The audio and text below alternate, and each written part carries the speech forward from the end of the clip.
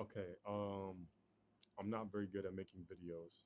I'm very antisocial and very reserved, so bear with me. First off, I would like to introduce myself. My name is Sean. Um, I am from Virginia. I'm originally from California, lived in Lake Elsinore for about 10 years, went to LA, but I'll explain why in a minute.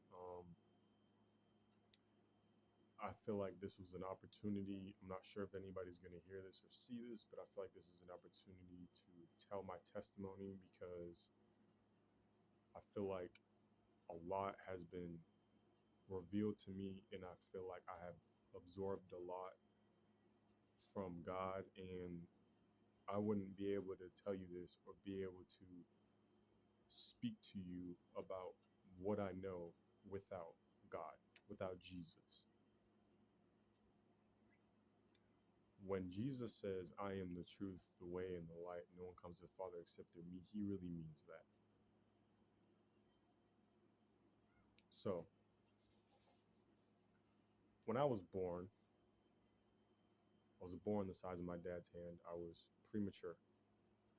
Um, I was being, I was supposed to be put in an incubator for like 3 months, and that affected my growth. And as time went by, I was living with my mom and my dad. Now, no, my biological mom, my biological dad are no longer together. In fact, my biological mom has passed away last year, and she had my sister Chantel, which was put up for adoption, which I didn't find out until I was 19 years old. My sister Vanessa and my twin sister Danielle. Um, Growing up, my childhood was very, very rough. I was beaten, uh, treated very, very poorly, um, to the point where I had to be removed from my mom's custody to my father. When I went to California, I lived with my father, and then I ended up joining the military. This is where God put me through the ringer. Okay, so when I was in the Navy, I was still in like a kid mindset. You know what I mean? I was so worried about wearing the uniform. It was for the wrong reasons. I was hitting up all these females, all my friends, and just wasn't focusing on the prime thing that I joined the military. So that resulted in me getting stress fractures, and I was discharged. When that happened and I went back to my father's house, I felt like that was the end of my career. I felt like, man, I'm a failure. I'm a failure. That was just the tip of the iceberg. Throughout my time living with my father, I was in high school and I struggled a lot with pornography, fornication, sexual sin, adultery, a lot. And eventually it caught up to me. And when it caught up to me, um, I wasn't happy about it. And so I left my dad's house and I went to LA. I went to LA 3 days before my 19th birthday, and I lived a very sheltered, bubbled life with my father. So I didn't know how to move. I didn't know, you know what I mean, how to read people. I didn't have that spirit of discernment. The relationship with me and the relationship that I had with God wasn't strong, and I had to grow and I had to learn. You live and you learn. That phrase is very, very true. And so, I was jumped, robbed. You know what I mean? I did things that I'm not proud of, and I was homeless for like 6 to 7 months in a shelter. And this is when I was 19. And so during that time, I was just running amok, smoking weed. You know what I mean? Just being rebellious against God. One day I was at a park with one of my friends, and I got a call that my mom passed away. And so when I got that call, I flew to Nevada. Now, my mom's side of the family, I haven't seen that family in 10 years. I figured, you know what? Because I haven't seen them in 10 years, they would change. I was wrong. I was manipulated. I was used. I had multiple jobs just so I could give them money so I could stay there because when I left LA, I thought, okay, I'm going with family. Now I'm not. I'm good. You know what I mean? I'm with family. I'm good. I don't gotta. You know what I mean? Obviously, I'm gonna have to work, but I don't have to like pay to stay somewhere and be on edge. And they use that against me. They use my mom's death against me. I never got to bury my mom or spread her ashes. I have, in fact, I didn't even see my mom after I was 7 years old. When I hit seven, that was the last time I saw her, and now I won't ever see her again. But during that time when I was in Nevada, there was a lot of mental, spiritual war with the family. You know what I mean? If I didn't have money for them, it would have been a problem. If I didn't do what they wanted, it would have been a problem. I was laced. When I was in LA, I was laced. When I was in Nevada, I was laced, and they didn't do nothing about it. My own family laced me. My own family, you know what I mean, spit on me, persecuted me, just as Jesus predicted. When you choose God, that's what's gonna happen. So eventually, I decided to live in my car in Nevada, and that continued on for 3 months. So eventually, I moved to Virginia. Now I want to fast forward to how I became who I am spiritually, so I don't bore you guys, because I would I could spend hours telling you on what happened, but it's all mental. You know what I mean? Outside looking in, it's like it's confusing. I don't. He lost me after this part. No, it's just mental. It was a very manipulative, psychological abuse. And for the record, I forgive him. I forgave everybody. People that I met for 5 minutes, people that I've met 5 years, I forgive them, because you're gonna be held accountable. Excuse me. You're gonna be held accountable. I don't want to be held accountable, and I do not want to put God in a position where He's gonna have to say you didn't forgive him. You know what I'm saying? So when I was living with my sister, I was always in my room, and that's when I started getting close to God. Started fasting.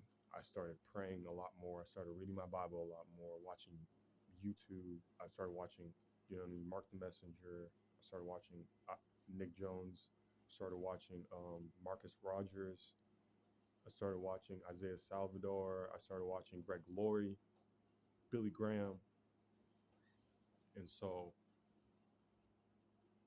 when you start doing those things, you could definitely see a change. Fasting and praying at the same time, you're gonna see some crazy stuff when you fall asleep. All right. Now here's one vision that I had, and I pray that God corrects me if I get something wrong, because I don't want to false prophesy. Jesus is the way. If you do not have Jesus in your heart, and if you do not believe that He was sent on earth and was sacrificed for everybody's sins, and performed miracles, and was crucified on a cross and rose again 3 days later, you will not make it to heaven. Straight like that. So I'm gonna set the record so I don't lead nobody down the wrong path. Jesus is the only way. You have Jesus in your heart and you believe that He is the Son of God, Lord of Lords, King of Kings, Alpha the Omega, the beginning and the creator of all things, the sacrificial lamb, that He shed His blood on that cross for your sins. If you believe that, you're good. So here's one vision that I had, and I believe it was one of the end time visions, because I'm very I was very in tune with Revelations. That was one of my first books that I read in the Bible, because I love knowing what happens next. I love knowing like the secrets of God. You know what I mean? Like I wouldn't say it's a secret, but it's just like if you start reading the Bible, you can understand His thinking. No one can ever measure up to God. No one can ever be God, but you can understand. You know. So I had this one vision where it was very short. Um, so I was in a building, an apartment building. And so, as a matter of fact, let me fast forward, like rewind. Before I was in that building, I was basically floating above like a city. So you, if anyone's been to Hollywood and they see like that Hollywood sign, and then it's like a cliff, and then you can see like the city. Imagine like floating above all of that. And when I was floating above that, I saw a windy road, and I saw my family members, and they were on that dugout. They were on like when you're on a mountain, and they're on that turnout, and you just stop.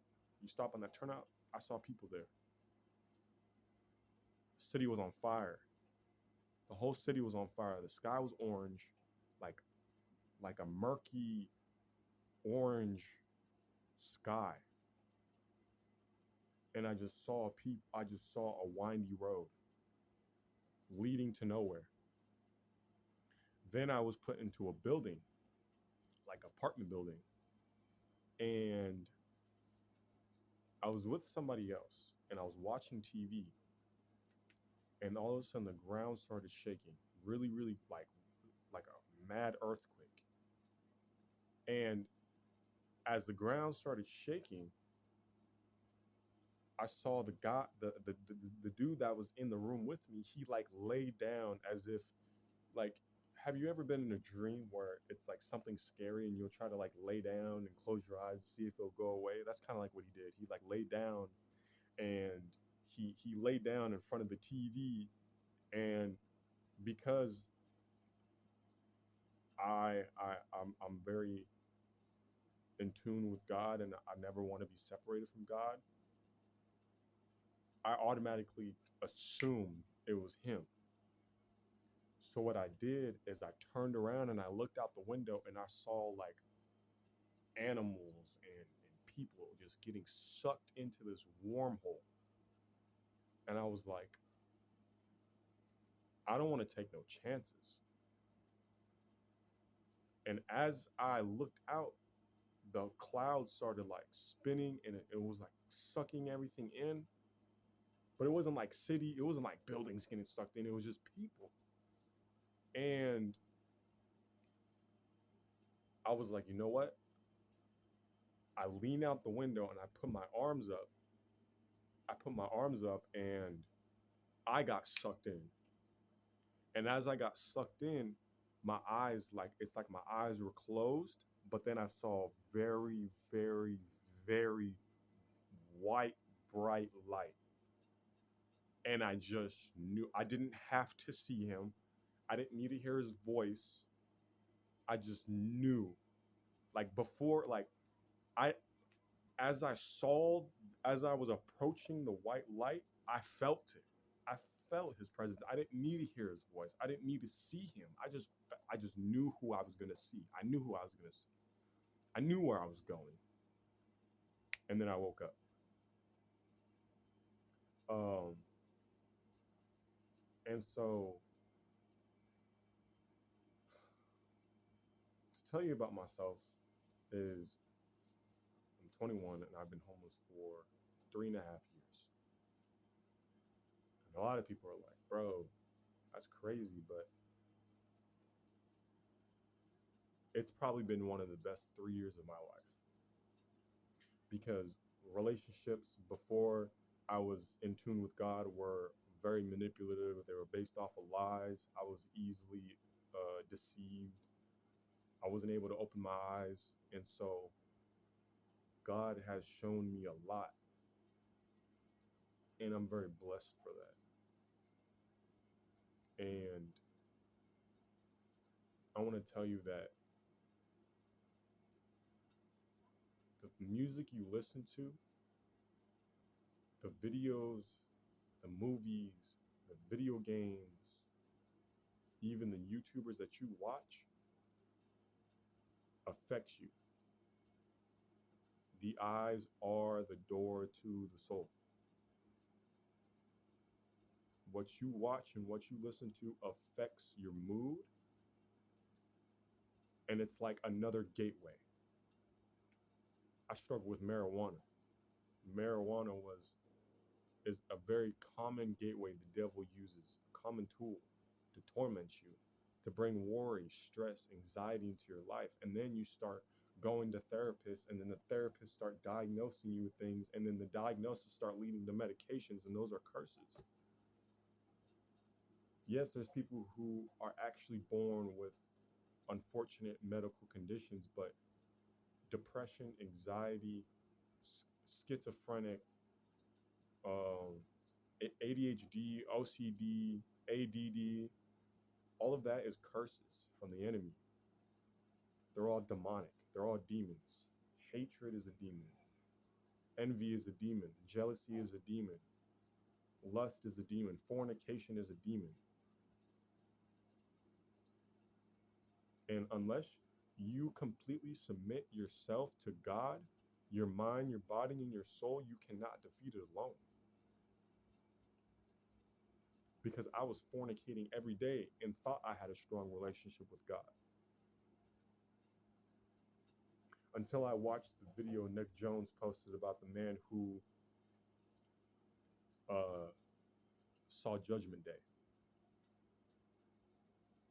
when he said, when the part that got me was when God said, why didn't you forgive this person? And the dude said, I did forgive him. And then when God said, nah, it's like every time you talk to him, it's the same situation happened over and over. There's a lot of people I held bondage to what they did to me. My own father, my own mother that's dead, my stepmother, my sisters, my friends, family, cousins, co-workers.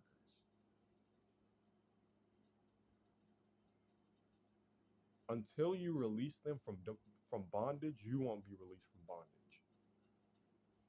I've never felt so free in my life because I forgive them. That doesn't mean you have to let them back into your life, but you have to forgive them. Because imagine God holding you bondage of what you did. That list of things you did against God won't be ripped up until you forgive people. Don't give God a reason to send you to hell. I'm not saying you have to be perfect. I'm not saying you do one wrong sin and you get sent to hell. No, I'm saying if you're drinking every day, fornicating every day, lusting every day, being hatred, murdering every day. I'm not saying you're killing physically every day, but if every time you look at somebody and you're just disgusted, murder. Every time you come across somebody you don't like and you don't want to be around them, murder. Forgive them. Love them. Love thy neighbor as thyself. Love your enemies. Pray for them.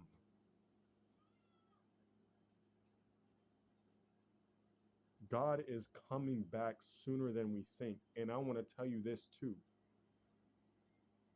I was in a dream at a club. I've only been to a club like once or twice. I don't like going out to parties. I don't like being around a lot of people because I'll know that I'll fall short and I'll fall into temptation. But God will help me work through that. So I remember in the dream, I was at a club, loud music, flashing lights, and I was standing with a bunch of people. Just standing a bunch of people. And the way I'm talking to you, imagine I just start crying and I say, God is coming sooner than we think. It's not a coincidence.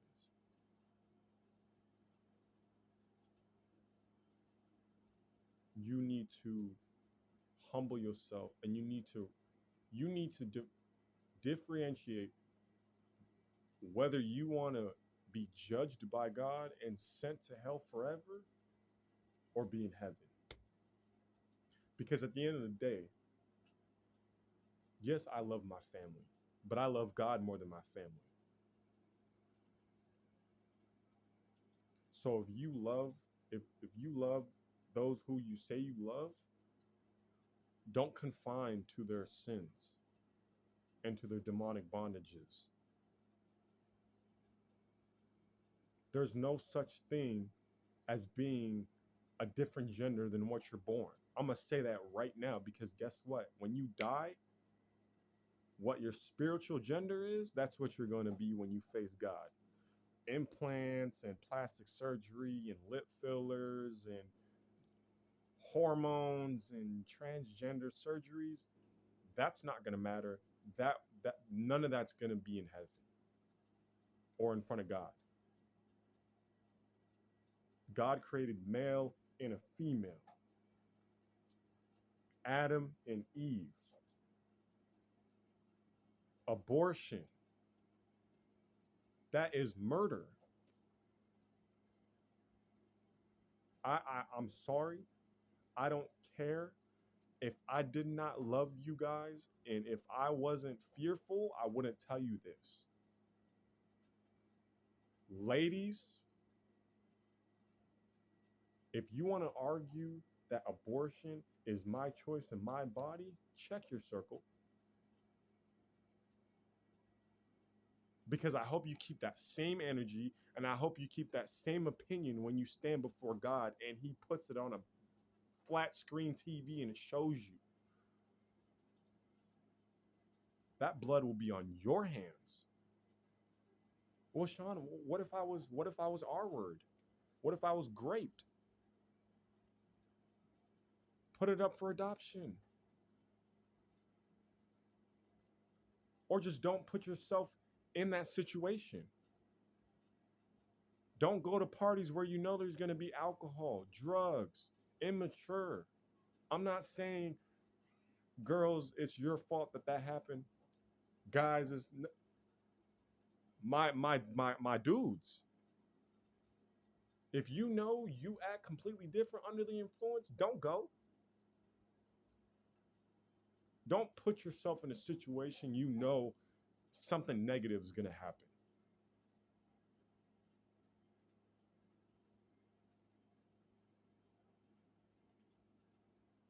Another thing is presidential elections. Call me a conspiracy theorist. I don't care because there's no such thing as conspiracies in the Bible. Presidential elections are not real. The Illuminati, the Rothschilds, the Rockefellers have a the ceremony. Yeah, yeah. It's there's another word for it, but they have a ceremony, a satanic ritual. They have a satanic ritual where you have to drink urine, eat feces, blood sacrifices, and they'll see whoever's going to become president. Rothschilds, they sit down at a table and there's a chair specifically for the devil, and it's called a shake and bake. The devil gives out orders on what agenda needs to be fulfilled, and then the Rothschilds send it out to the 6 companies that owned everything in the world, and then that is sent out to Hollywood, to the music industry, to the entertainment industry. That's sent out to the movies. That's sent out to the news. That's sent out to the radios, everywhere. So all these rappers, puppets, political people, the people who are in the political power, puppets.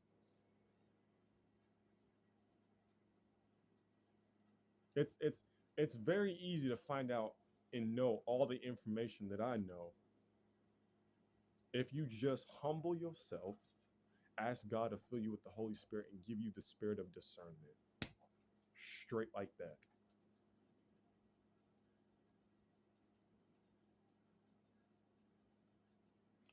There's a whole lot more that needs to be shared. I don't want to say too much because if Nick Jones decides to put this up there, I don't want to, you know what I mean, give them an opportunity to hinder his success. But there's a whole lot more information that I would love to share, and it's time for people to wake up. Time is running out. Time is running out. Time is running out. It is over with. It's time is running out. The devil knows it. That's why everything is going on. COVID was a dress rehearsal, and y'all fell for it. Y'all followed all the guidelines, did all the things and everything, and y'all fell for it.